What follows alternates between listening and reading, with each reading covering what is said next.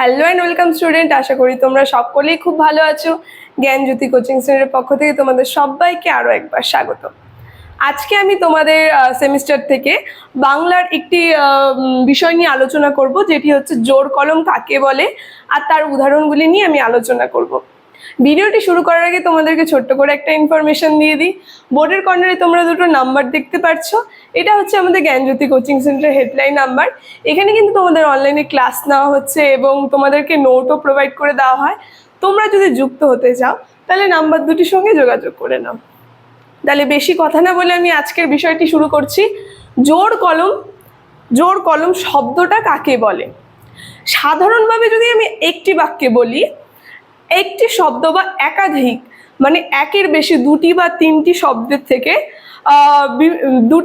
শব্দের থেকে মূল শব্দগুলি, যে প্রথমে যে শব্দগুলি থাকে সেই মূল শব্দগুলি যুক্ত করে যে একটি শব্দ তৈরি হচ্ছে সেটাকেই জোড় কলম বলে। যদি আমি বাক্যের আকারে বলি যে একাধিক শব্দের মিশ্রণের ফলে যে একটি শব্দ তৈরি হচ্ছে সেটাকে জোড় কলম বলে।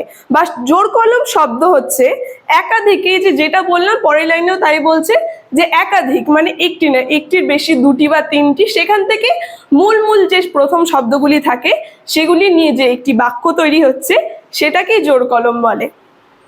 আর যেমন তোমাদেরকে আমি তাহলে উদাহরণ দিয়ে একটু বুঝিয়ে দিই, তাহলে তোমাদের খুবই বিষয়টা একদম ক্লিয়ার হয়ে যাবে। যেমন ধোঁয়াশা।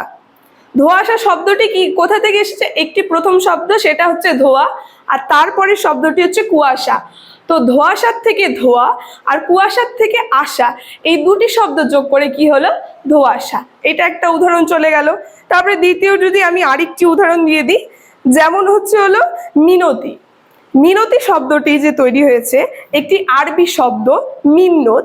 এই মিন্নতের প্রথম মিটা আর আরেকটি সংস্কৃত শব্দ বিজ্ঞপ্তি, বিজ্ঞপ্তির শেষের টিটা, এই দুটি শব্দ যুক্ত করে আবার তৈরি হয়ে গেল মিন্নতি। এই চলে গেল দুটি উদাহরণ। আরেকটু যদি তোমাদেরকে খুলে বলতে চাই যে জোড় কলম শব্দ হচ্ছে এমন একটি রূপমূল যা দিয়ে একাধিক বাক্যের থেকে একটি বিভিন্ন বাক্যের যে রয়েছে একটি বা দুটি, সেই বাক্যের যে প্রথম অংশ থেকে মূল অংশগুলি তুলে যে একটি শব্দ তৈরি হচ্ছে সেটাকেই জোড় কলম বলে। ঠিক আছে, আমার আলোচনাতে আমার এতটুকুনি রইল, জোড় কলম কাকে বলে এবং তার দুটি উদাহরণ নিয়ে আমি তোমাদের সঙ্গে আলোচনা করলাম। তো আমার আলোচনাটি এতটুকুনি রাখলাম। ভিডিওটি যদি তোমাদের ভালো লেগে থাকে অবশ্যই like, comment, share and subscribe করে দিও। Thank you.